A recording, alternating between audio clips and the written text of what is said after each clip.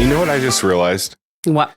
I've reached the age that anytime I dance, I do the white man's overbite. Oh, for sure. Oh my God, It's that's always- Sam's permanent face. Yes. Is it the overbite? Yeah. Yep, white man's overbite. Mine Anyways. Even when the he's fizz petting our face. cats, he's like, Oh, if See, my default is always the fizz face. Yeah, just, the fizz face is good. Just yeah. yeah, I don't know why. It's just my default. I don't know. it's the era. It's the West Coast thing. I don't know. Whatever. Just put a look on your face like you just smelled some piss. Yeah. Hey, welcome back to the Challenge Fandom Podcast. We missed you guys. We hope you missed us. I'm your host, You Ricky guys have been Hayes. seeing us, though. Y'all been seeing us. We just haven't been seeing you. That is Because we factual. released Mhm. Nerys, I mean, to be Devin. factual, we don't really ever see them. They just see us. Point taken. Touche. Yeah. Is water wet? Is water wet? No, we can't get into this. No, Don't. it's a whole thing, and it almost ended the podcast last time. Don't ask me. I mean, technically, no, because atoms don't ever touch. So even when you're touching the table, you're not actually touching the table. Don't believe me? Look Just it up. watch. Just look it up. Google that shit. Welcome to the Challenge Fandom Podcast. My name's Ricky Hayes. We've got my beautiful wife, Karina Hayes. We've got Tony, Stats and Info Lance, and Alexis, Tex, sometimes she pisses in the field, Rawson. Oh my God. That is the last time I'll ever use that because I know what you're becoming a businesswoman. Sorry, I didn't be like that. Honestly, I'm not gonna stop pissing when I have to go piss. So. You know what? Now I work Urination. for myself, so I'm not gonna get like fired from my job if somebody finds out that I'm pissing outside. Yeah, You look. know what? It makes you real. I was gonna say, I'm just gonna say, like I'm more likely to buy from a resourceful woman. Okay, you use your resources as needed. You gotta go. You gotta go. Look, it's important. It's really important. Like breaking down the last 3 episodes, not the first, but the last 3 episodes of the Challenge All Stars 5. And that's what we're here to do. Before we get into this, as a trifecta, what would you rate these 3 episodes? Give them a grade. Ooh, as a group. Yes, letter grade. Ooh, that's tough. Okay.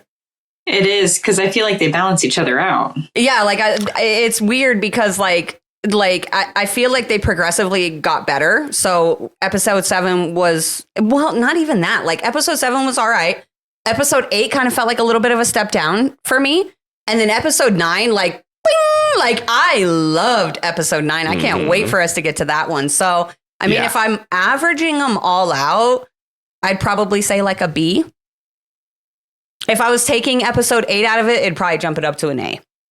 Fair enough. But like, I'm just really loving this whole season. And these last 3 episodes have been so heavy on the social and political play. And that's like a big reason that I'm enjoying this season. So, I mean, I can't really go any lower than a B, to be honest. I always agree with the B's just because like, and like I've been listening to the episodes even when I haven't been on, and it's funny because we're trying to avoid the B's all the time, but it just is. And in this case, it doesn't change because now you have to take the median of the 2 or of the 3.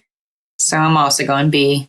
I'm going to go A because each one doesn't work without the other. So as much as like last episode was a little bit lower than the one before and the last one, you still need it. So I'm going to give it an A overall because it does all play together really well. And that's rare for me to go higher than everyone else. No, that's actually a good point. And it's funny that you say it that way because, you know, obviously we were supposed to originally record last week on episode 8. And it's been a little bit hectic trying to come and record here episode 9 for the 3 episodes. But they all 3 kind of go together. So I'm kind of excited that we get to put all 3 of these, you know, together in one episode. No, absolutely. And so I got back. I haven't seen episode 9 till today. I've actually stayed offline. Haven't seen anything. I kind of knew who went home, but I didn't know anything else. And then I went in and watched it and I was thinking, God, it's just going to be like episode 8. And I got into it and I was like, oh no, this is really good. And I rewatched it again and then skimmed through 7 and 8 to get the backstory. And I was like, oh, this is all build up to 9. 9 was like, look at this great storyline and look at what we've put together the last 3 episodes. Yeah. Once again, not noticing anything really faulty on production's end. Maybe would have liked a few more stories explained more in depth, like one of the first ones we're going to get into in episode 9. But because of that, I'm giving it an A. I'm hive-minding with Tony all the way. Ladies and dudes, hive mind. Hive mind. But really quick, I just want to point something out that I have zero proof that it was actually a bad edit or a mistake in the production of the episode. But there is a moment in episode 9, and we can discuss it right now if you want, or I can save it for episode 9 when we get to episode 9. But there was a moment in episode 9 where I think that they misedited something based off of the confessionals that were being given at the time. So, but it wasn't anything like super bad. It wasn't anything that like affected the outcome, you know, like the Jenny thing on 40 or whatever. It wasn't anything like that. It was just something that I was like, why are they talking like that in the confessional when that's not what's happening in the situation? So maybe this was misedited. I don't know. So, but we can get into it when we get into episode 9. I'm just going to be honest though, compared to what we've seen the last couple seasons, absolutely, that feels like nitpicking on the challenge production. Absolutely. And I wasn't, and like I said, it's not even like a big deal. I wasn't even going to bring it up at all. It's not even in like the discussion for tonight. I just said it because you said that there were no production. I was like, oh, wait a minute. I remembered like picking up on that one little thing. Because you catch it.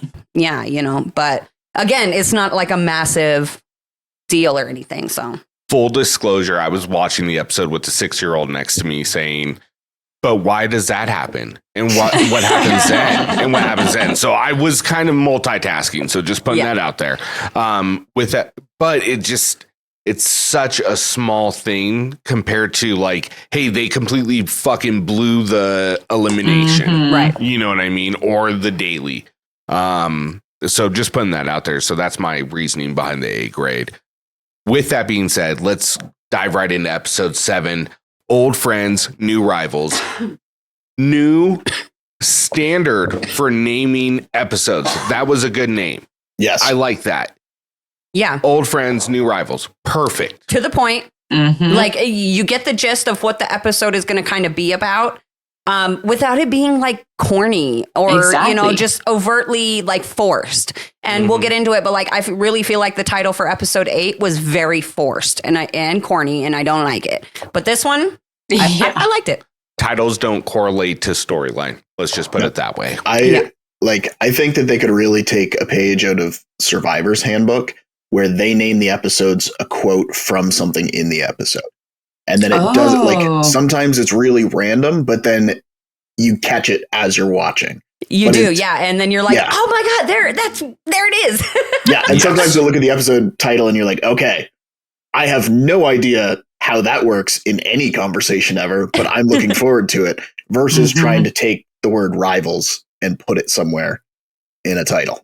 Yeah, I was like really excited when I saw that. And then I scrolled down and saw the title for episode 8. And I was like, fuck, I thought they learned. It was just, look, Chat GPT came through one time for them. Can't they fucking ask? I mean, come on. They need to use their resources. All I'm going to say is that as much shit as we give the titles, I'm just glad that they don't do what they used to do, where it's like, Derek goes home as the fucking title, like they used to do back in the fucking day. That shit was so annoying. And then in the description for the episode, they would like tell you exactly what happened. It's like, oh, why am I even fucking watching the show now?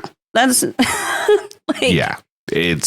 evolved. We'll give them that. Yeah. Anyways, we had this brought up a couple times talking about the way Veronica interacted with Nicole and Melissa, primarily Nicole, saying, look, either you're going to vote our way or we're going to put you in, because they had won that daily, you know, the stupid daily with the fucking time zones and all of that they won, where they suspended all rules.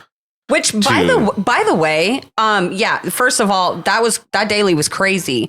And also like the first time I watched it, I didn't catch all the rules.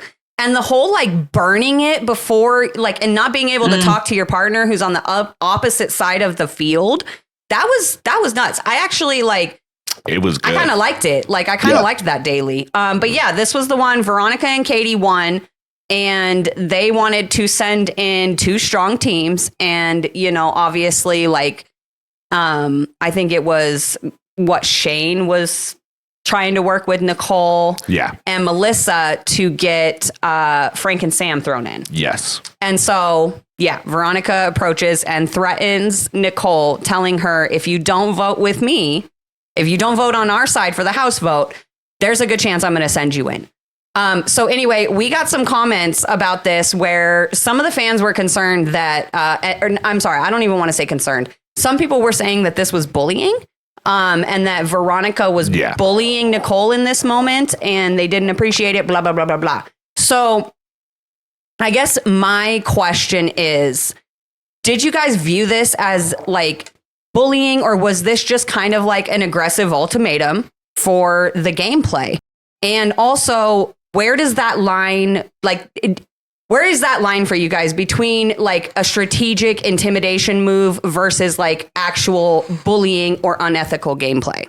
I mean, I'm possibly going to catch heat for this, but I don't even think it was overly aggressive gameplay. It was just quite simply Veronica telling it like it is. Like, as much as Shane and Davon have coasted in the middle, so have Melissa and Nicole. Like, they haven't really chosen a side. They haven't been put in a position where they start the votes, or they're people who have said who they're putting in when there's already votes cast. So they just go with the House and they can say, I'm just going with the rest of the House and what they're doing.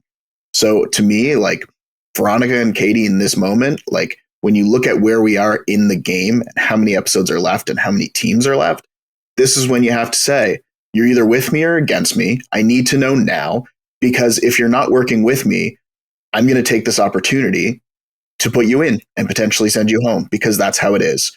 And that's how the game is played. Like, I don't see it as bullying. I don't see it as really even being overly aggressive. She was just point blank. We've reached a point where you can no longer coast in the middle, pick a side, or we'll pick a side for you, plain and simple. Yeah, I mean, I agree. You can't stay in the middle forever. I also feel like every team has to have like a good cop, bad cop, good cop, bad cop. Yeah. And like, that's definitely Katie and Veronica. And Veronica just has to like go in and do, like, she's got to lay it down for people and be like, this is how it is. But I don't think it was bullying. I mean, let's get real. We've seen some bullying and that ain't it. No. Well, and that was my thing, is like, we've seen bullying on this show and we've seen bullying from Veronica. That ain't it. What Veronica and all of them, you know, used to take part in against Tanya, against Beth, against, you know, that was bullying. Okay. This to me was strictly gameplay. It was just, look, you're either going to be on our side or I'm coming for you. Like, and that's just how the game is played. You know, I could see a point where maybe like Veronica didn't need to be like in Nicole's, you need to pick a side, like with her finger and stuff. I'd have been like, bitch, if you don't get that finger out of my mouth, I'm going to bite it for real. You don't get it out of my face, I'm going to bite that fucking finger. But at the same time, like, and I think that's where I'm getting that word aggressive. But it wasn't like actually aggressive. She was dominant in that moment. And, you know, and she definitely, like, you could tell she put the fear of God into Nicole, because the look on Nicole's face, she was like. Which is wild to me, because like, we just saw Nicole with Laurel, and Laurel would have scared the shit out of me, but not necessarily Veronica. Veronica just knows how to talk to certain individuals, in my opinion. And here's really my breakdown on it is, and I'm going to be honest with you guys. Just to prove a point, I got AI's help on this. While both bullying and ultimatums can include coercion and a power imbalance. Jesus, Alexis. What are you doing? I didn't do anything. There might be a ghost in there with you. There might be. Yeah, honestly, I'm starting to think so. Yeah. Anyways, while bullying and ultimatums can both include coercion and a power imbalance, bullying is a pattern of repeated behavior. And while an ultimatum is more of like, hey, this is a final demand or else. Mm-hmm. So no, they're not the same thing. It's not bullying, just to that instance. Yep. Do I see a problem with the way she was playing the game? Absolutely not, because you see this on every single reality show that's out there. This happens every season, every episode on Big Brother. Everywhere. It happens on Survivor. Survivor. It happens on everywhere. Traders. It happens on Traders. It happens everywhere. It's just the way social competitive games are played. Point blank. Well, and I mean, if you think about it, it's just how life is. Like, even in real life, in this situation, if you're, in the middle, like if somebody's standing in the middle, like you want your friend to be on your side. And if they're not, then you're like, fuck you. This is way too relevant to my life today. I'm like, pick a side. Pick a side, bitch. Pick a side. Okay. You have to. So, yeah. That was just, I don't think that was bullying. And unethical is like way too extreme.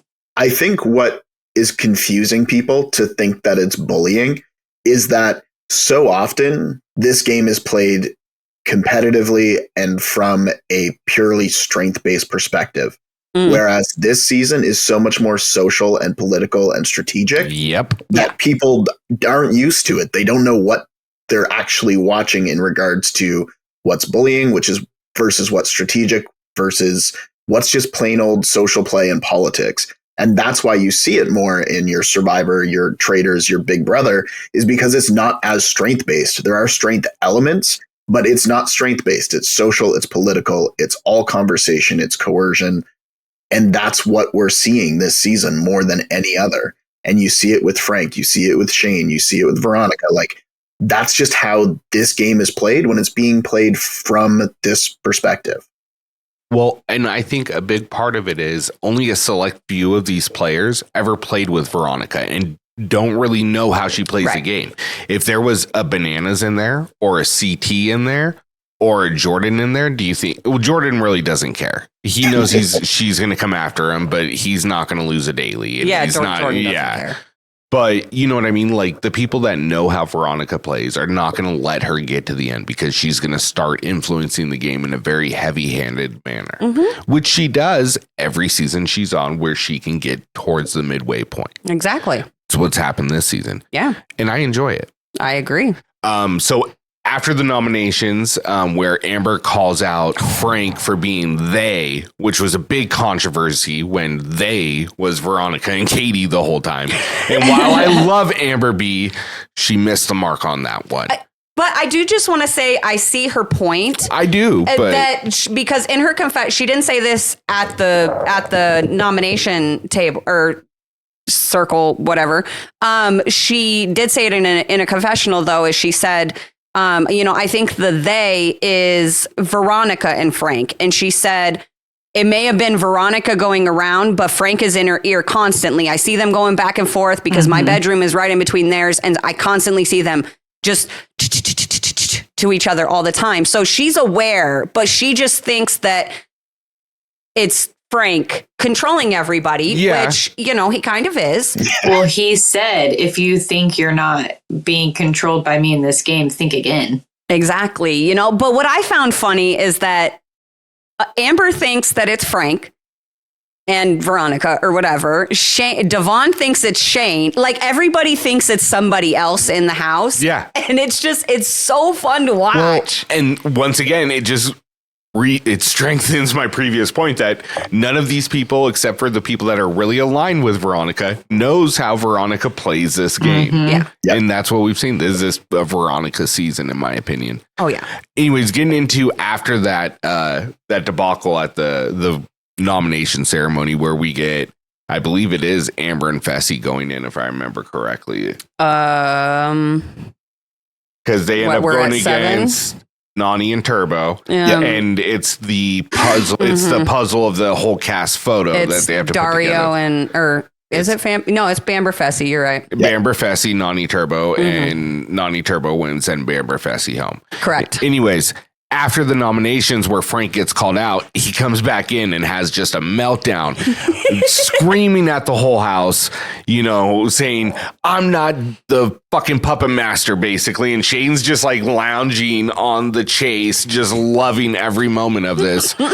So, and Frank even has the moment after in the confessional where he's like, of course I'm doing all of this. So I have to put on the show. Do you think this was a good move by him putting on that show, or do you think it's going to negatively affect his game?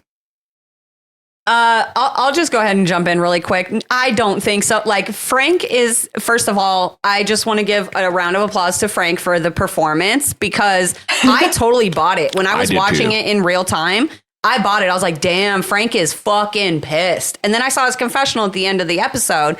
And I was like, well, okay, that was a strategic move. He strategically walked in that house and threw a fit to make people think like, why are you picking on me? Fuck all you guys. You know what I mean? When in reality, he really is doing everything that they say he's doing, but he doesn't want them to know that. So he's going into defense mode, right?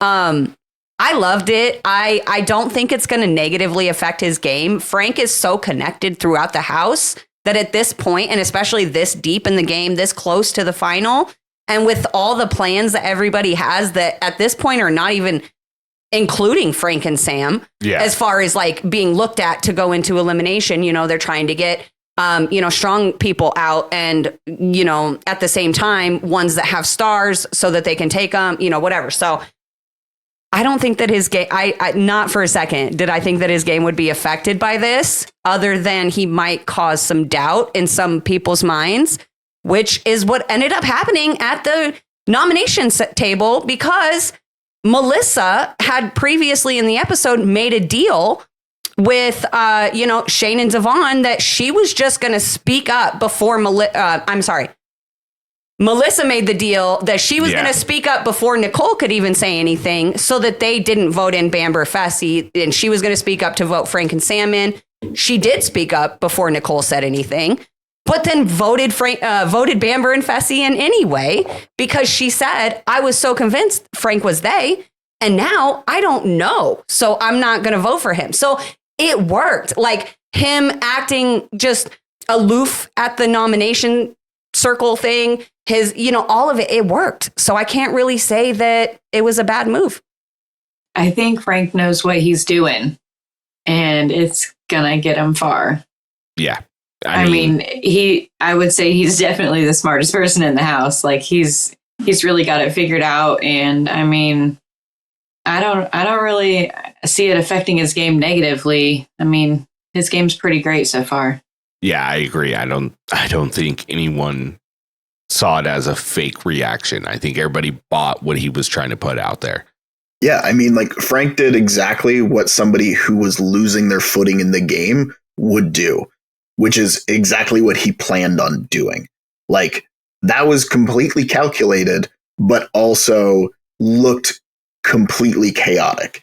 And what's funny about that, and the way that, like, you had mentioned how Shane was just sort of like sitting back and enjoying it, Shane thinks that he's got Frank right where he wants him, but he doesn't realize that he's playing right into Frank's game, because Frank knows what Shane's going to do. And he knows how Shane plays the game, and he knows how, like, laser focused on him that Shane is.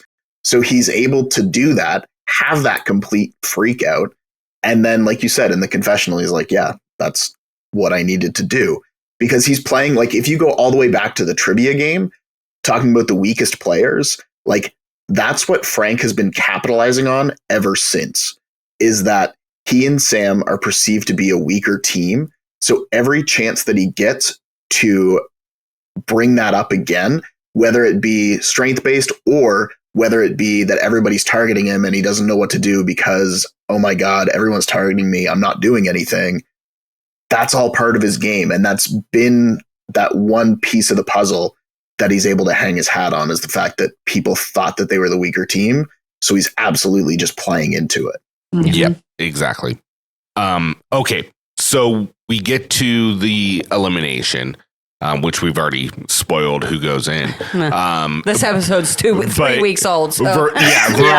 Sorry, Veronica is on the same page. Veronica, Katie, Adam, the whole group of geez. get the strong players out, except the strongest players are in that alliance. So they put in Nani and Turbo.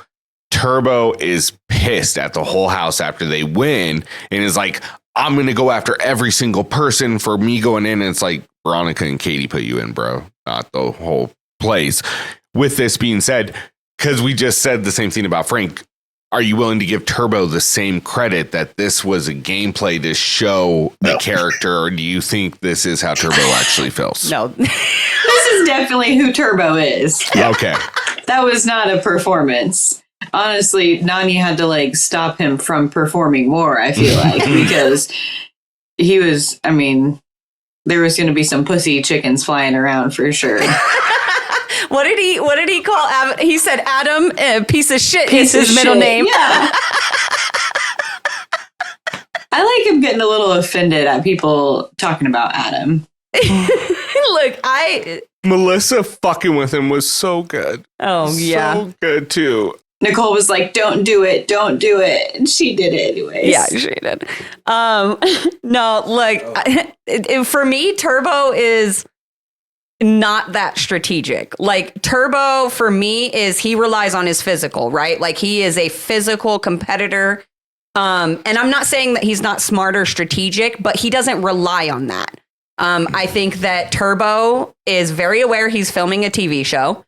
He likes to put on a show. He likes to try to intimidate people. He already, there's been lots of issues with him in the house all season with his fellow cast members. So I think this was a legit reaction from him, and he was just pissed. And maybe there's more going on that we, didn't really know. And maybe he just assumed that everybody convinced Veronica and Katie to send them in, or, I'm not sure, but I think it was a genuine reaction. I don't think it was a strategic gameplay move like Frank's was. Yeah. And I mean, Turbo, in his mind, you're either with him or you're absolutely against him. So the fact that nobody stood up for him when Katie and Veronica put him in, that's all he needs to be like, everybody's against me. But he also, he's probably bought into the exact same hype that we all have, that he won arguably one of the hardest finals. So he's not concerned about saying, I'm going after all of you, because to him, he can beat everyone. So it doesn't matter what he says, and it doesn't matter who comes after him, because he's going to win. Whether that's true or not remains to be seen. First, I think you brought up a very excellent point, Tony. Secondly, I agree with all of you guys. I just want to kind of commend and add on to this. I think Turbo is very much a competitor, and he is one of those competitors, kind of like how, not just make comparisons, but Michael Jordan is this kind of guy where he needed to be slighted in order to get motivated to perform better. I think that's a good point, especially when you consider, the confessional he gave at the end of episode 9 after what, happens there with him and Nani, and he said, we needed this to fire us up. So, I think you could be right. It might be the first time ever. Wow, you've really got Turbo figured out, Rick. Well, I mean, I don't claim that, because he's like an onion, very much like Shrek, and has layers. So layers. I'm just trying to peel him back and understand the man, the myth, the legend, Turbo. Real quick, I know this isn't actually part of our itinerary for tonight, but I'm just curious. What did you guys think about this elimination? This was the one where they had to scratch off the picture on the board and then recreate the little jigsaw puzzle. You mean giant lotto ticket? It was very dumb. Like, if you scratch off a part of it and you see the face of somebody that you're in the game with in what appears to be a promo shoot, which probably you would have also been in, then you know what the photo is. And then you don't need to do that anymore. Exactly. And I also, was shocked. If you don't do anything, don't scratch anything, just go and take all the pieces out, you're going to see someone's face. You're probably going to see a couple of them. It would have been a much better elimination if they would have just said, here's a puzzle, put it together. If you you've got so much time or just whatever, however they want to, just here's a puzzle. Let's not do the scratch and sniff. We don't need that. Or scratch and sniff. if the puzzle was a promo cast photo from a different season. That would have been interesting. That would have been, I think that's a good point. I hated the scratch part. I didn't so much mind the wannabe jigsaw puzzle part. I'm just saying, though, I would have fucking killed that shit. So I like this elimination because I looked at it and I was like, pooh, I would have won that one for sure. That's how I felt with the time zone one, too. Was it? I would have murdered that. You would have totally murdered the time zone one. Yeah. Alexis would have got the time zones for sure. I would actually do that because I'm to the point. Because I'm to the point where I know what London's time difference from us is. But it was weird though, because the daily was different than what I understood. Because I thought it was just how far apart is this, but it was like you had to remember the math through the thing. So it was like this time plus this plus that plus I don't know. I would have fucked that all up. But that elimination, I would have won for sure. It's like the Kenny versus Horacio one where they just had to use tools. I was like, this is my moment to shine. I could have beat anyone right here. Anyone. I'll take anyone in a jigsaw puzzle, man. I love that. I do that for fun. So getting into the next episode, because it leads right into where we kind of left off with Turbo. But first, I have to address the name. After a good one on episode 7, we get You drivel me crazy. Yeah. I didn't stutter. You drivel me crazy. Yeah. No. Whoever's writing these fucking names, these titles, drivels me crazy. That's all I got to say about that. Get rich or drivel trying. Yeah. So let's get back into the man, Turbo, the onion. So Turbo has decided to take up a communal spot, the couch in the living room, as his residence to sleep at all times. He even lays down a blanket as a sheet and then has another blanket and proceeds to probably lay there in his boxers or whatever and just sleep there at all times. This obviously leads into an argument because he says Adam's disgusting and farts and leaves plates everywhere. And as a man that farts, I understand that. I sympathize with that. Yeah, Adam's a typical dude. He just farts and leaves the room. Great. I mean, he also runs into the room to fart and then leaves the room. Does he?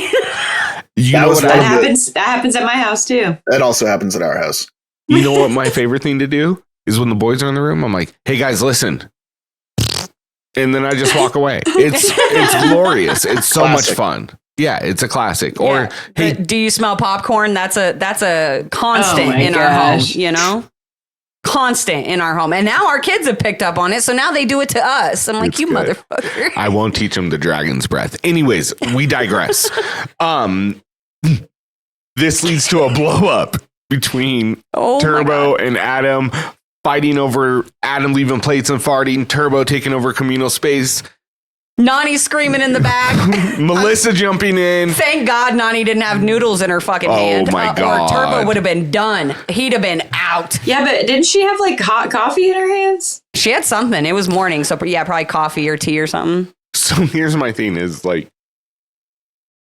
I think we discuss this.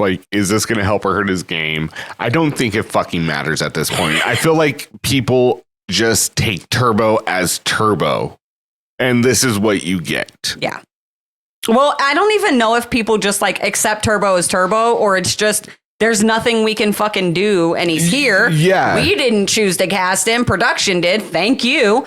And now we have to just fucking deal with it because we can't get him into elimination and get him out yet. He has a star, so he's good to go to the final. You know what I mean? So it's they can't really do much about it. But honestly, they just took out one of the strongest teams. And I'm just saying, they, obviously I'm just speaking from my perspective of when I watched episode 8. At that point, that was where they were. There was nothing that they could really do in that moment, up to this moment. And so, I don't think that obviously it's a bad look on him and nobody wants to be around him. But I don't think it would necessarily negatively affect his game at this point. But number one, obviously this is part of the issues that we've been hearing about all season and we just haven't seen it until now.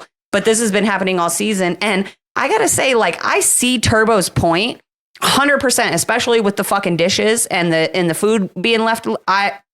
It's the same thing like Jordan with his peanut butter and jelly knives that he flipped out about on 30 or whatever. I can't do that adults. shit. Clean your fucking dishes up. Yeah, literally clean your dishes and your food up. I don't, especially when you're like in like Thailand or Vietnam, something like, I don't want fucking bugs and animals and shit in here. Like, no, absolutely not. Well, but at the same time, I so agree with what Adam is saying too. Like, this is a communal space.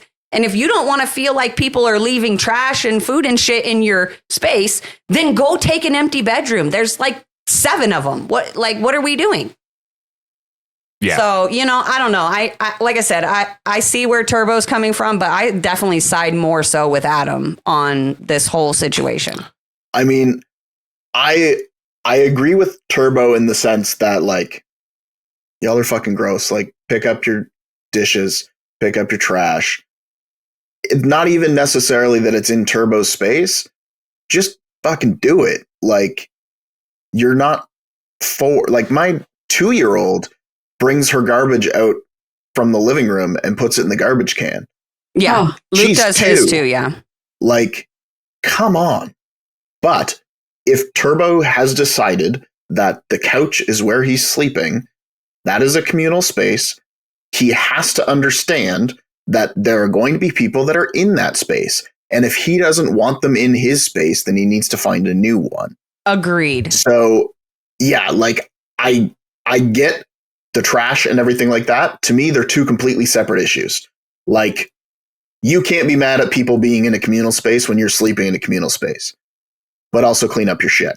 That's right, because he was part of what he was complaining about was that they were noisy, and then like the whole farting thing. Like, get over that. It's okay, it's gross, and it's like disrespect, but it's not disrespectful like that. No.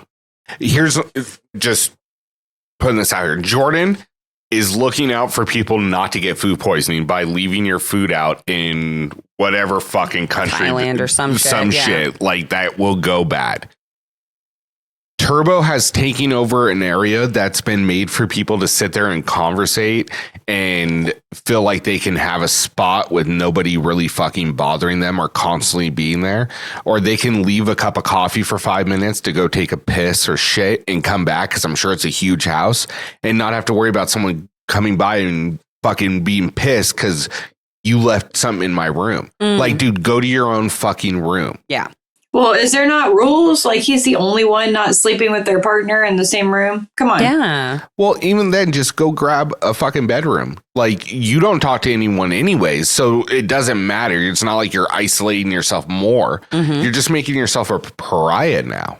Now, I will say, ironically, that it did sort of, like, looking ahead to episode 9, it did partially impact his game, because that was one of the things that Melissa said that made it okay in her mind to take the star. Mm-hmm. Exactly. Yeah. So dickhead. him flipping out and yelling at Melissa, it definitely affected him. I think what I was more saying is him sleeping on the couch wasn't going to be a reason that they were going to be like, fuck you, Turbo, you're going into every elimination from here on out. But screaming at one of the girls in the house, especially when such a large majority is still women. Yeah. Especially Melissa. Especially Melissa. Why are you yelling at Barbie?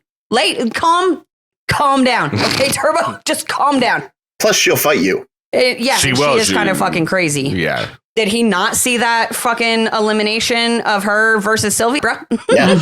Look, like, just trying to be generous in the situation and give Turbo the benefit of the doubt that he doesn't drink his own tea. Like, he's not the guy that would play professional sport and wear his own jersey out somewhere, to get recognized. Shit, I do that shit all the time. Yeah, I would too. But what I'm saying is, doesn't believe he's the greatest. He thinks he's a great competitor. He believes in himself and all of that, but he is putting on a show. Just saying that, like he has isolated himself so much from the house already just by taking up a communal space, not occasionally, but all the time from what it's being portrayed as, because it was mentioned early in the season too. Yeah, no, I mean, you're right. Yeah. And he's been isolating the whole time. Yeah. And that's my point. So if he's been isolating, how can this make it any worse than he already is? You know what I mean? Like, we've already gotten to the point of the game where they're already talking about strongest players out. Nani Turbo are the strongest players. No, they're not. But anyways, I do want to move on because I want to ask you guys about this. Do you think Shane telling Veronica that he didn't want to vote her direction, didn't want to vote for Nani and Turbo to go in as a house vote, was a smart move by him kind of showing maybe some compromise with Devon as a partner? Or do you think it negatively impacted his game with Veronica? I flat out think that it negatively impacted his game with Veronica. Veronica, like, Shane is so obsessed with Frank being in Veronica's ear, but all he has done all season is make sure that Frank is sitting on her shoulder. Plain and simple. And Davon and Shane are the only pair of rivals that are still fighting at this point. Yeah. Exactly. Yeah, I mean, in this situation, I do think it negatively affected his relationship with Veronica.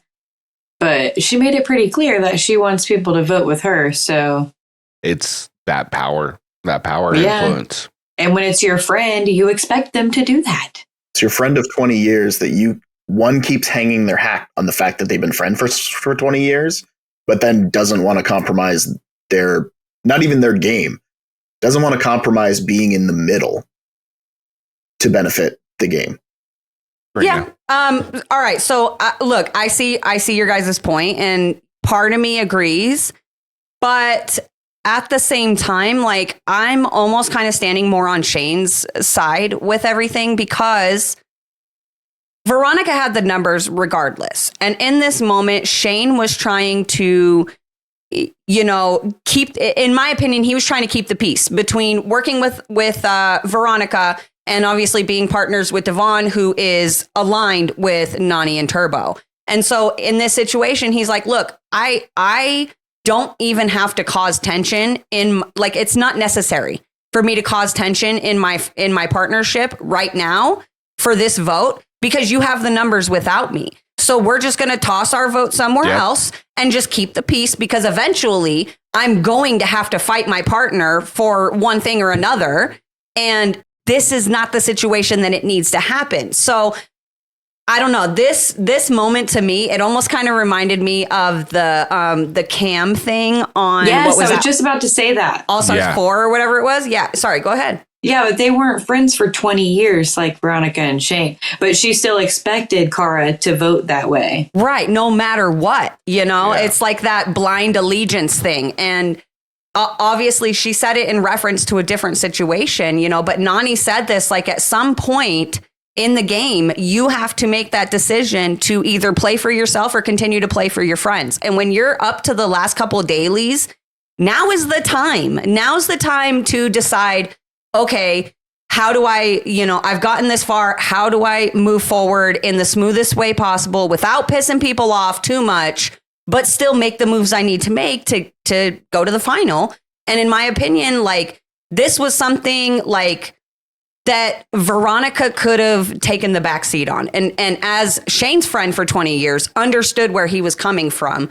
But instead, she expected him to jump on board with her because he's been friends with her for 20 years. But she didn't, she was upset because he wasn't supporting her, but she also wasn't supporting him. So it's like, this is a two-way street. And I kind of side more with Shane on this. Yeah. Veronica did say that they have had a 20-year friendship together, and it's been a bit of an up and down relationship. They have their back and forth, but once again, friends for 20 years. So I understand this. I understand Veronica is in a point where her only thing to rely on is, a group of people voting one direction to making sure she's safe or getting what she needs in this game. But I also think that Shane is correct. So I think it can be both things. He could be improving his game with Devon by saying, hey, I won't vote your friends in. We won't make that vote. Just to let you know, they still have the numbers to put them in, and that's what they're going to do. Yeah, there's nothing I can do about that. But we can. Want, yeah. So I think it improves his game, but yes, it does hurt his game very slightly with Veronica. Once again, 20 years of friendship, they probably get over it pretty quick. Yeah. Okay. Look, this last question, I was going to talk about Turbo, but I think we've talked about him at length. What I would rather talk about is the actual elimination itself, where they have to lift up that platform and put together that star puzzle. What did you guys think of this elimination? And would you want to see this back in maybe in different variations as far as puzzle type and maybe adding weight, taking weight off? Thoughts? Wait, I don't really remember. It's the one where they had to hold the two ropes. And it lifted the platform, and they had to put the little star puzzle together. First, they had to go run and gather up all the pieces from around the arena, and then they had to build the little star out of all the little pieces. And it was on a platform, and they were balancing in the middle? The one partner would hold a pair of ropes that was connected to a platform that when they held it and pulled it, it would lift up horizontally. And then the partner... And it was Nani Turbo versus Dario Ashley. Yeah. And they had to put the star piece together. But every 2 minutes, they had to switch and drop it. And then the other person would come hold the rope. And the other person would try to put together the puzzle. Start the puzzle over. Yeah. Yeah. I mean, kind of a little chaotic, but I see why they would try to break it up in the middle.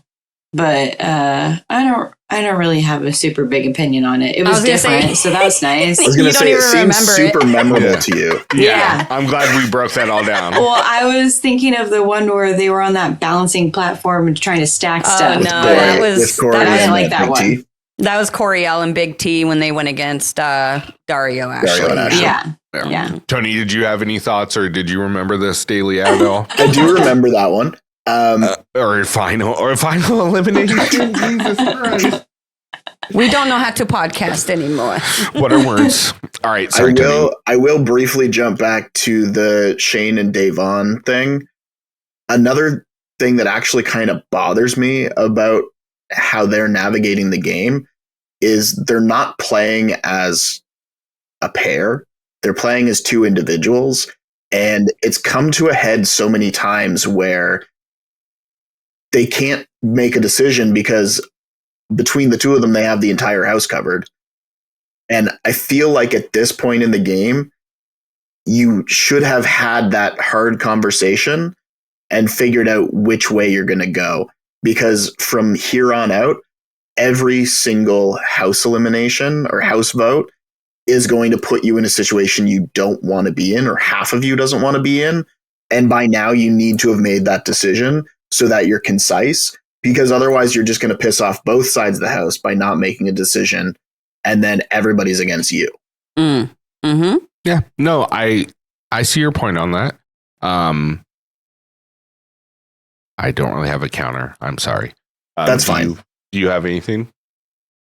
About the elimination? Yeah.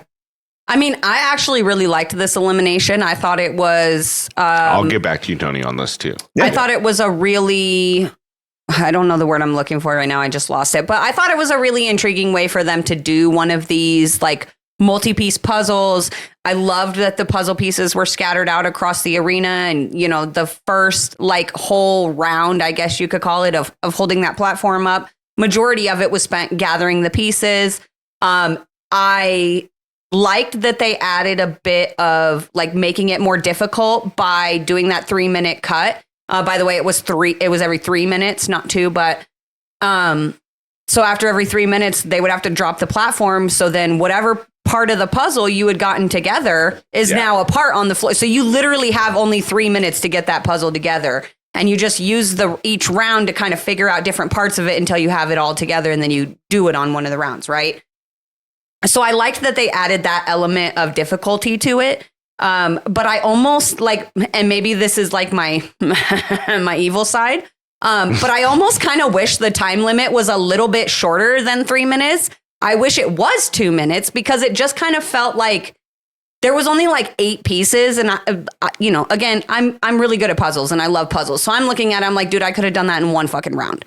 Get the pieces on one round. Second round, I would have had the fucking shit done, And I'm sure it was more difficult than it looks. I know, but I just feel like 3 minutes was a long time. And I wish just to kind of add to that element of difficulty that it would have been a shorter time limit. But other than that, I enjoyed it. Yeah, I mean, same. I liked it. I liked that it was a variation. I liked that there were different elements to it. It wasn't just solve the puzzle. I liked that the piece in the middle also factored into how you had to navigate all of the pieces. I would like to see it in the future. Like, it's a good elimination. It's also because a lot of the times we get really pissy when it's like non-contact eliminations, but this is something that's still really good that is non-contact. I wouldn't mind if either the time was shorter or the board was heavier, so that if you drop it, it could be same amount of time, heavier board. If you drop it, you have to wait the duration of the rest of that round before the person can switch. Ooh, or if it like got heavier each round, like they added a weight each round, you know what I mean? That's interesting. Or doing more than just 2 touch points, get it where they're above it and make it almost like where there's 4. So they have to it's harder to keep it stable, flat. Yeah. That would be interesting too. Just kind of, I like that thought. Yeah. All right. Getting out of episode 8, getting into the most recent episode 9, Star-Crossed Rivals. 1 Montague. Anyways, sorry. Let's just start this off right away. We get a scene of how friendly and how the friendship has developed over the solid communication of Nicole and Melissa. They're joking around, having a good time out by the pool, flirting, kissing. Their lips touched on that bed. I don't know what it is about watching Nicole hook up on these episodes, but I hate it every time. Yeah. And I love how they every time I'm like, I don't know. Perhaps it's because every time it happens, she's actively in another relationship. Yeah, well. Engaged. Oh, shit. No kidding. Literally about to get married. So, yeah, and I love how the challenge is always like, hey, here's a picture of the person she's with. Oh, yeah. It's like, oh. Here's her girlfriend. This happened twice on this episode anyways. Challenge editors are petty as fuck. Yeah, I loved it. Yeah. Veronica comes out and tries to remind her, hey, remember what, you've got at home kind of thing. Do you think Veronica was overstepping the bounds there, or do you think that's a good move for Veronica to make, a solid move as like a friend?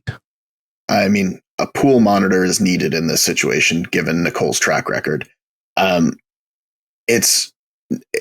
Nicole doesn't play a non-messy game, and Veronica knows her outside of the house, knows her partner outside of the house, and is like, look, stop screwing this up. Time and time again, get out of the pool, go back to your room.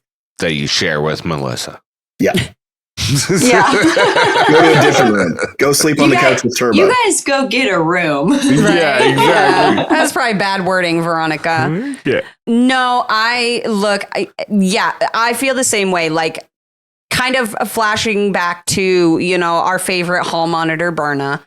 I think there's a massive difference between what Berna was doing, where she was going around to single people who, didn't have past relationships and relationships at home and all this stuff. She was going around and like being a hall monitor to them for literally no reason.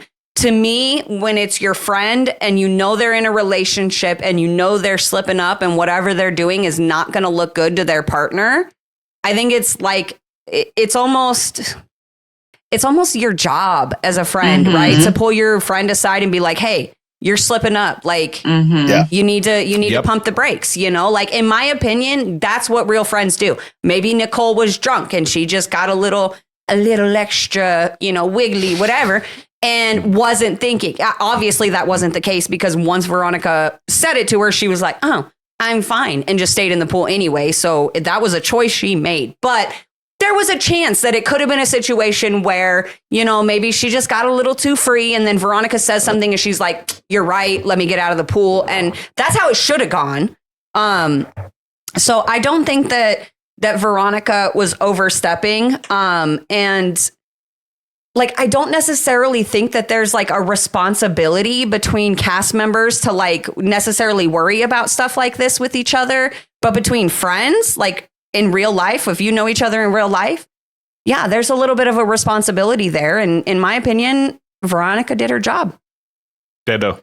I really have nothing to add. Sorry. To it's like girl code. Yeah, It's like a part it's of girl code too once bro you get code, older. girl code, I mean, I fucking hope that guys will call their friends out if they're about to not be faithful to their significant other. Yeah, like if I was out with Sam or something, or like at this Yeah, age, you better. like, well, anyone like that I know is married. What did he do?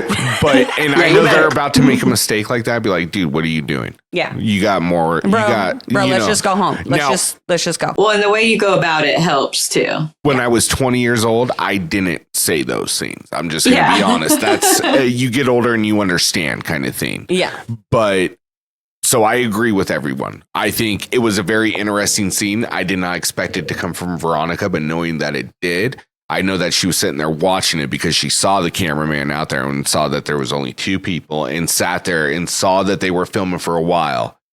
And so it wasn't like she just came out of nowhere. Well, this was a meditated thing to do. yeah, absolutely. And Premeditated. I also, like she pointed out, like she has someone at home. And she's like, I'm in, a relationship very similar to the one that Nicole is in. I can't remember her exact wording. That's why I'm saying it that way. But she said, as someone who's in a relationship with a woman as well. That's how she worded it. Thank you very much. She said, as someone who's also in a relationship with a woman, like I understand how this is going to look and, how her partner's going to feel. And I don't approve of this, and if they weren't friends, I might feel slightly different. Just kind of like, all right, Nicole, or all right, Veronica, just, mind your business. You don't even know Nicole. But that's not the case. Like they do know each other. So yeah, props to Veronica for standing up and saying something, and shame on Nicole for, consistently doing this shit. And also that girl that she was with, she's not with that girl anymore now, right? No. That also wasn't the girl she was engaged to. Yeah. No, and it was also the girl that she was with right after Laurel. Jesus Christ. Look, My God. Nicole doesn't have a great What a track mess. record, but good for her. She's living her life. But she does have good braids, and every time I'm like, dang, I wish I could do her braids. And look, my thing is, live your best hoe life, okay? All the Single. love out to the hoes, for sure. But don't do it while you're with somebody. Do it single. Live that single hoe life. I'm all here for it. But stop fucking hurting people in your bullshit, man.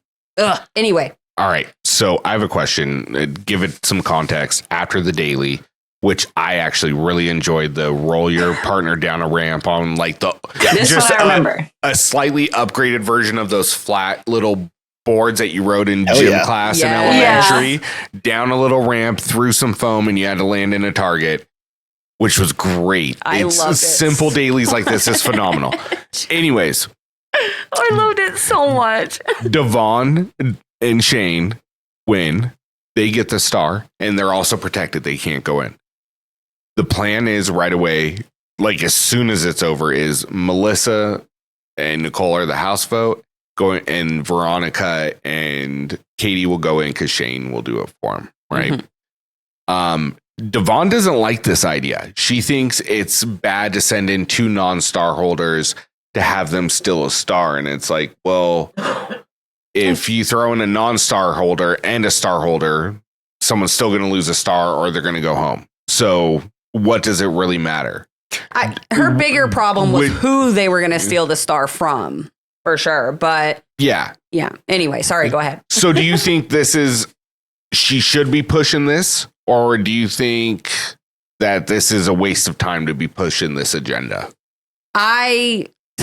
Look, this one's difficult for me because I think that at this point in the game, with all the ties and webs that Veronica has throughout the house, it's kind of a waste of time. You're not going to change everybody's mind. Shane won. Shane and Veronica are best friends. That's just the way shit's going to go. But I do see Devon's point, because yes, it's still a star is going to, either possibly be up for grabs, or, a non-star holder team would go home if you send in non-star holder versus a star holder. But you can then pick and choose which star holder you're sending in, and you're not leaving all three of them up for grabs and open. And it's just kind of been one of those things that's been in the back of my mind all season, was like, in my opinion, and maybe I'm wrong. So, if you guys see it different, please feel free to, tell me. And any of the listeners, if you guys don't agree, please drop it in the comments or send us a message. But I haven't understood the whole time, why are the star holders not working together to try to ensure that situations like this don't happen, where then all the stars are up for grabs? Yeah. And why are the non-star holders not working together to ensure that 2 stars go in so that a star gets available at a date? Like, it's just, it's kind of thrown me off, like how people are running this ending part of the game. And I know everybody has their alliances, but you think there would be some sort of strategy worked in that way, but there hasn't really been. Well, I think it's also the fact that the rules kind of just changed, didn't they? Like, TJ just announced that if 2 non-star holders get to go in, they'll still a star, which hasn't been the case the whole season. But we don't know that. We haven't ever seen 2 non-star holders go in until this episode. Like, so, so that's what's kind of thrown. Has it always been that way? Or did it get changed just for this episode? Did they add that in as a voiceover of TJ because 2 non-star holders ended up going in? So they wanted us to be prepared for what would end up happening. You know what I mean? Like, I just have so many questions about that whole situation. But I do see Devon's side. Honestly, I see both sides. So. They just wrote it on the fly. They just got to the situation where, like, let's just come up with the rule now. Exactly. Yeah. As it happens. That I want to not believe that, but that's what happened. Probably. I mean, her star is safe, right? That doesn't matter.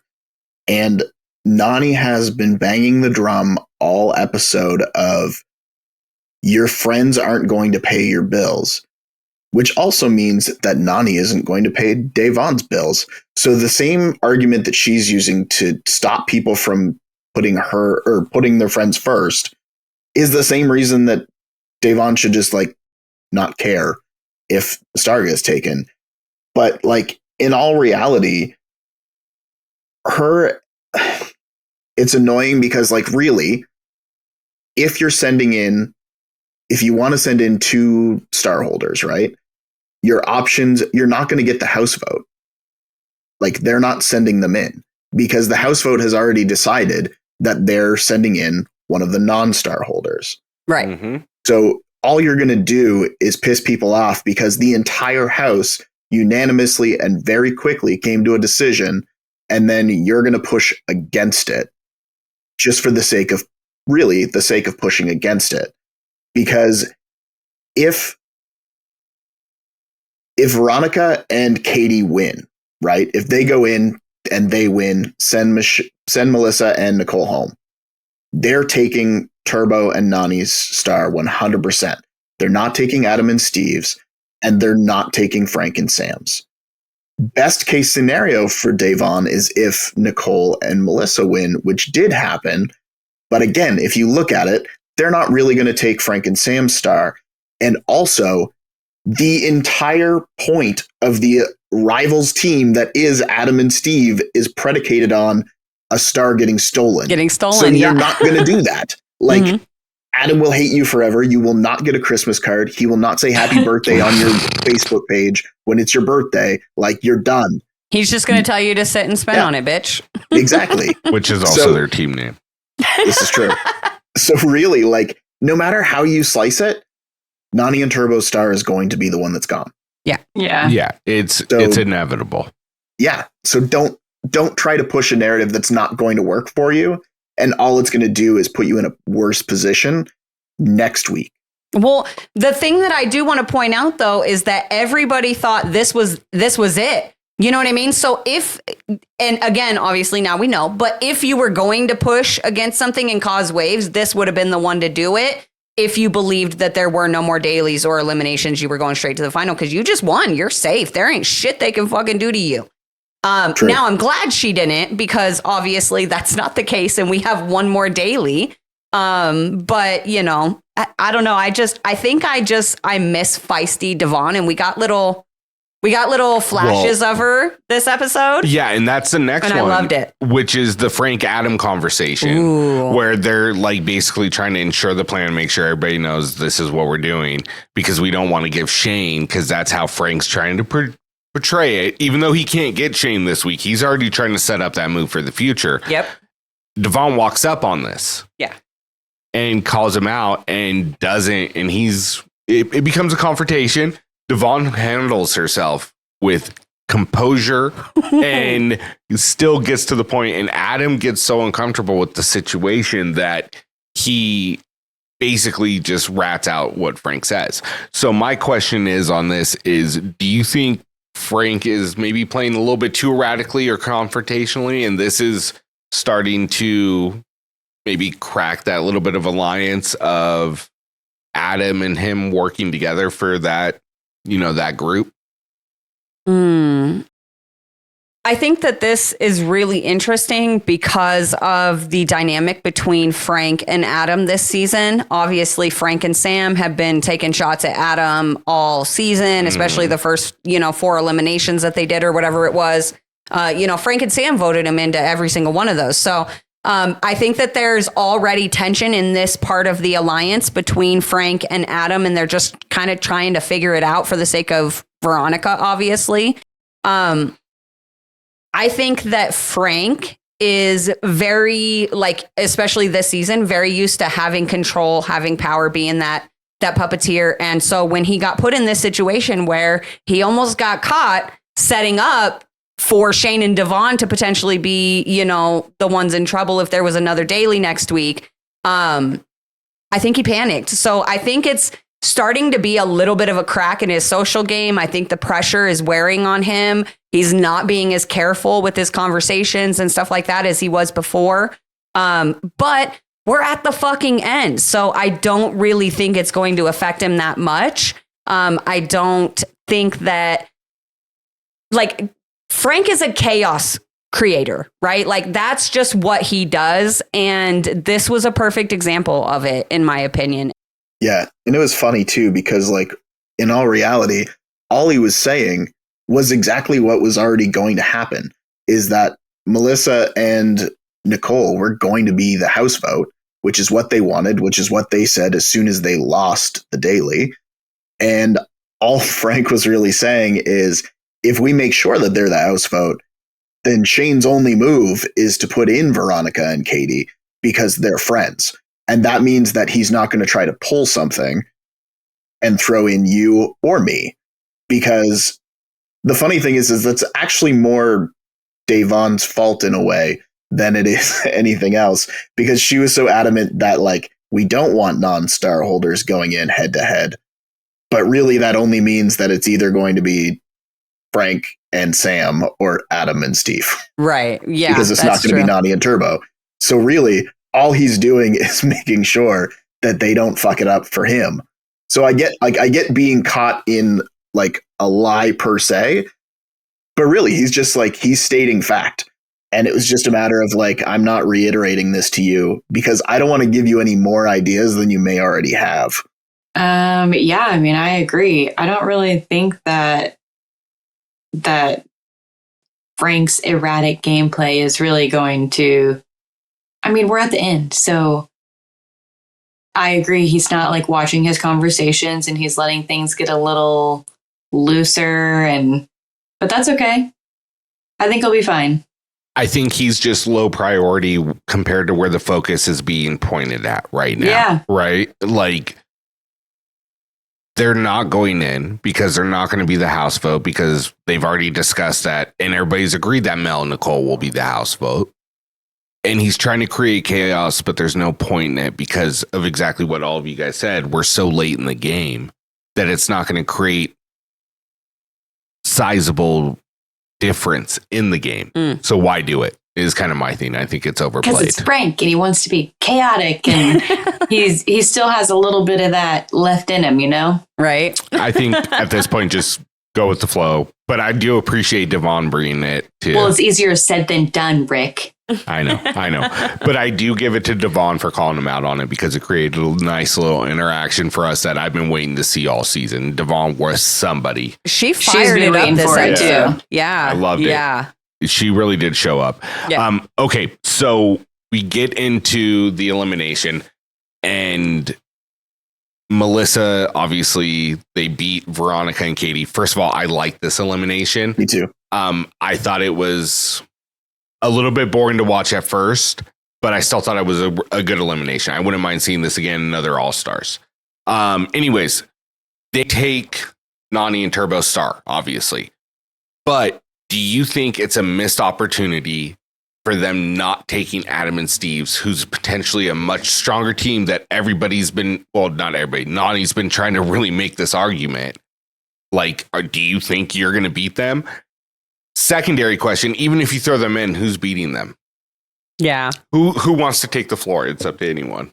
I mean, I accidentally gave my answer last question. I mean, I wouldn't want to go against Adam and Steve in a final or Nani and Turbo, but I will say Nani and Turbo have worked in a final together and people need to not forget, right? No, she got eliminated right before the final. Yeah. Because they went individual. Oh, okay. Well, they've like worked on a team together. Yeah, for a whole season. Yeah. They got very far. They have yes. like a history of working together, Yes. whereas Steve and Adam don't really, besides this season. And I don't know. I kind of look at Nani and Turbo as the stronger team.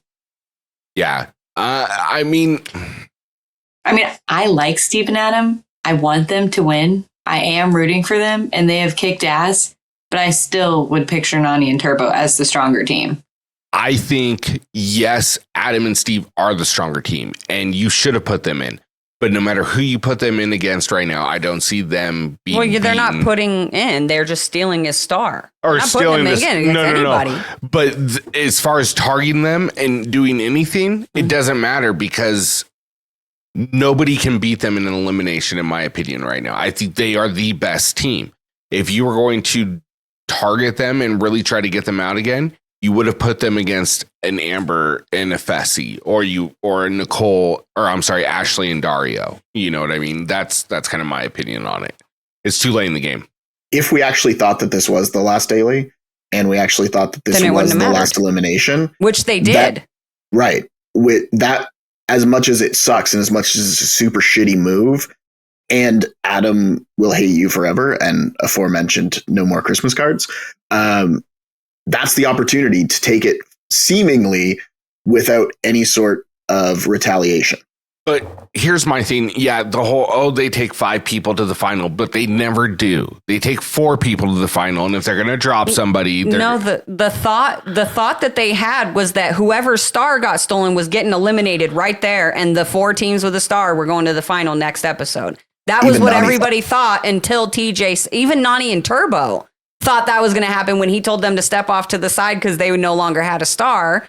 And then when he said, I'll see you guys at the next daily, Nani was like, what the fuck? Like, she got all hella pissed because she was ready to go home in her head. She was done, you know? yeah, So I guess so. But I see the point either way. Like, honestly, either team is probably going to fuck you up in the final. And it depends on but to me, it depends on what the games are. And Nani's biggest,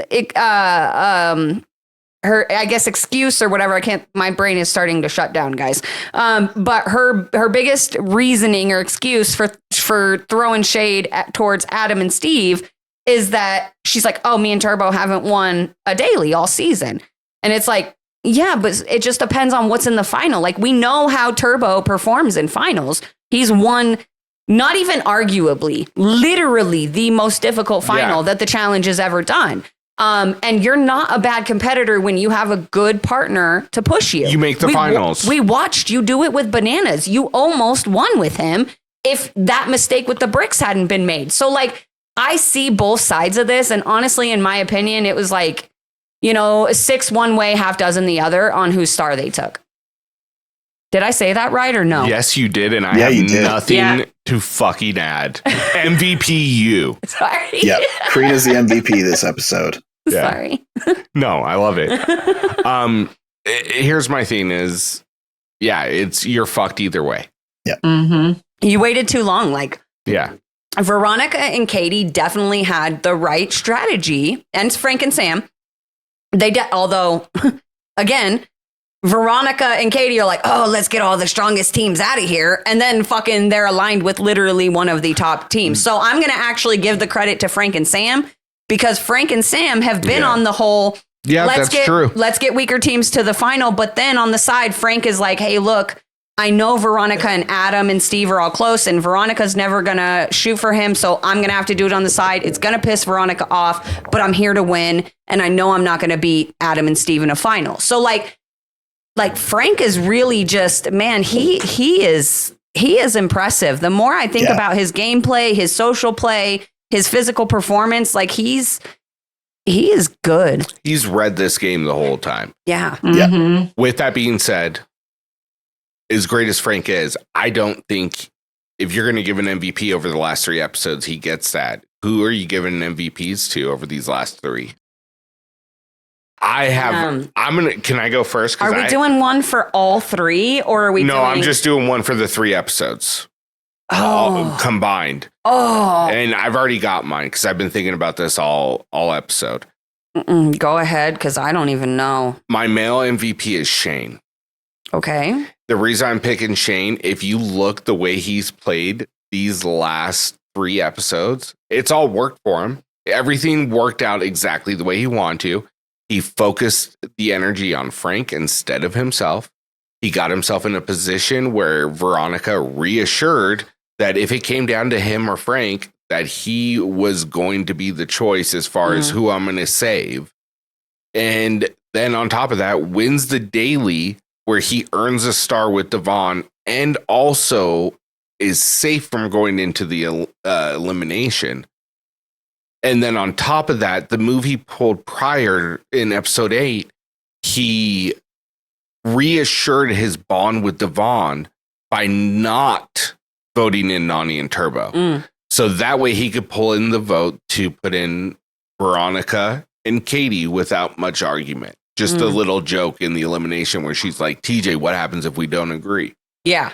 I love that, by the way. Me too. It's so funny. As much as this has been a Veronica season, these last 3 episodes have been Shane's episodes. So that's my male fair. MVP. Female MVP is Veronica. She's carrying this season for me. Yeah, that's fair. You know what? I'm actually just going to hop on board with that. That was a really good argument, and you kind of convinced me. I didn't really know which way to go with, because the 3 episodes, I had different people in mind for each episode. But that does really summarize it. So I will give my MVP to Shane and Veronica, but I'm also going to give honorable mentions to Devon and Frank because I feel like, you know, obviously Frank had a big hand in all of the stuff that was going on these last couple episodes as well, as far as like he might not have been moving all the pieces, but he was involved. And he played his part perfectly, in my opinion.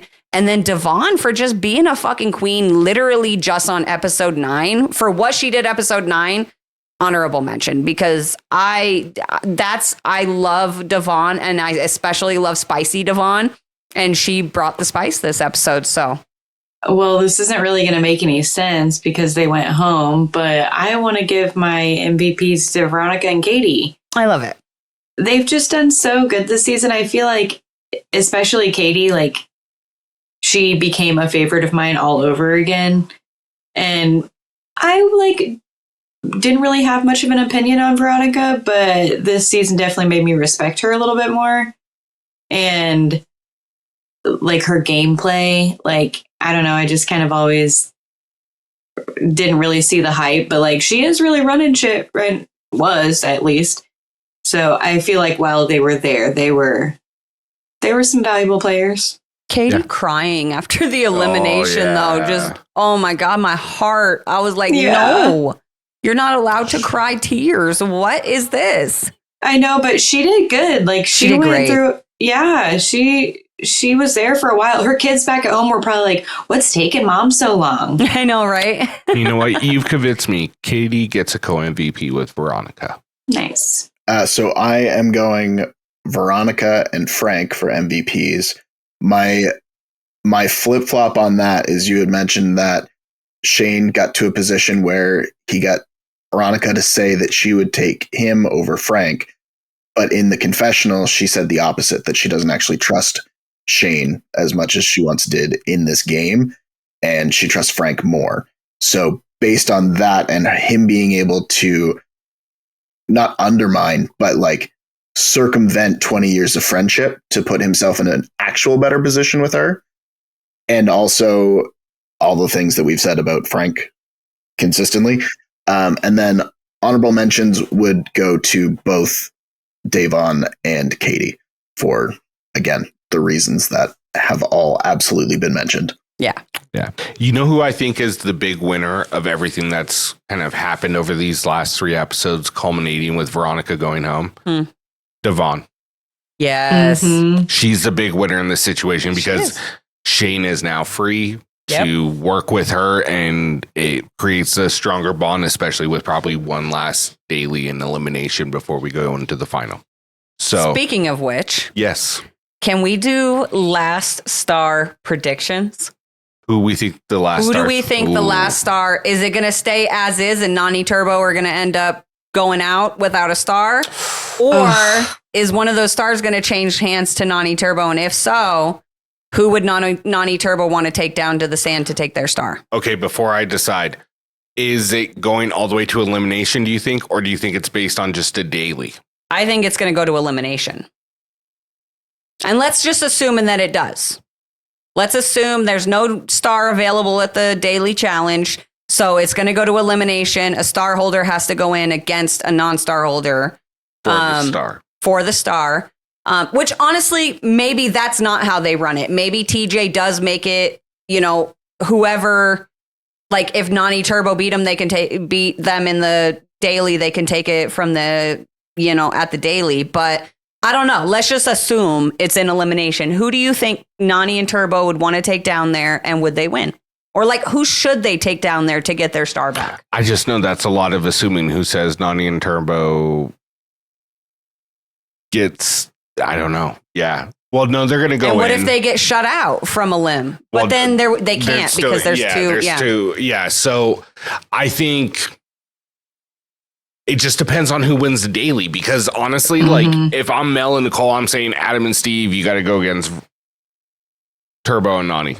If Mel and Nicole win. Yeah. But if they don't, if I'm Nani Turbo, I'm coming right back for my original star. You go against Mel and Nicole? I'm taking Mel and Nicole. Yeah. I if I'm Nani Turbo, that's probably the smartest move outside of. Because I mean, you could try Frank and Sam, but a lot of the eliminations have been like puzzle heavy. So Frank and Sam are going to do I don't know, like I don't know. Up. Take Devon and Shane out. Take Devon because Shane never made a final. That'd be so cold. That would be so cold. But Nani wouldn't do that to Devon because she fought for them. And they're aligned. And honestly, I don't know. I think it stays the same. You think Nani Turbo end up going out? I don't think that would suck. Yeah, I don't think Nani and Turbo are getting a star back. I kind of agree. Yeah. I really don't think they're going to get their star back. Nani's going to throw a fucking fit. Maybe that's never mind. Cold as ice of them showing that fucking phone call. What the hell, dude? They keep doing it. Yeah, it was worse this time. It was the worst. They were talking about they couldn't kids. have clipped anything from their conversation besides that. Oh God, let's just not show it. But here's my thing: why did we need to see it at all? Because it's not like Nani went home. Reason. Like there was literally no reason. You're telling me nothing else happened in the house, nothing else fun for those 3 minutes. You couldn't have added 3 more minutes of confessionals or onto the elimination or the daily or literally anything anywhere. Yeah. Fuck, man. do some pool shots, like literally anything. Right. Yeah. I don't know. Weird. Anyways. Hey, you guys been listening to us for about 90 minutes now. If you haven't, hit subscribe. Like this video, even if you didn't like it, still hit like. Just hit the thumb. It's for positive energy. Just do it for us. We would do it for you. Good karma. It comes around. Yeah. All right. It comes around. Anyways, for myself, Ricky Hayes, for my beautiful wife, Karina Hayes, for Tony Stats and Info Lance, for Alexis Tex Rawson, we want to thank you so much for tuning in. We hope you enjoyed this episode. And hey, if you want to talk more about these episodes or future discussion episodes that we're going to be having about random topics, since we're going to have a little bit of a break between seasons, hit us up on our IG, our social media. We'll have it all linked below. Also comment on the video, on Instagram, YouTube, everywhere. We'll engage with you. You can even comment on Spotify now, guys. Get to it. Nice. Yeah. Hit us up on Facebook, maybe MySpace. I don't know if we have that, but we might. Anyways, do. Love y'all. Good night. Later. See ya. Bye. Peace, motherfucker.